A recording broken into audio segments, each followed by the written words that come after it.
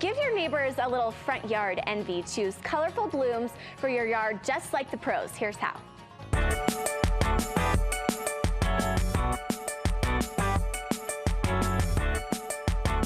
For today's gardening tip, I'm going to talk about how I choose colors for the garden. When I'm out in the garden center shopping for my flowers, I'll take little blooms off of each plant that I'm interested in, and I'll put them close together to see how they work together. One thing I look for is on bicolors, like this calabricoa we have. Notice the deep purple center it has and the yellow in the throat. I'll try and match those colors with other blooms in the garden center, like this petunia that's more of a solid purple color, and it really works to pull out the bicolor out of the calabricoa. And then I'll offset it with some contrasting colors. Usually a pastel or a white works well. Another great way to contrast color in the garden is with yellow. And this is a little splash of yellow in here. This is quickly becoming my favorite combination of this year.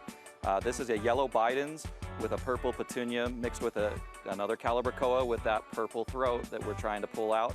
These all just work great together.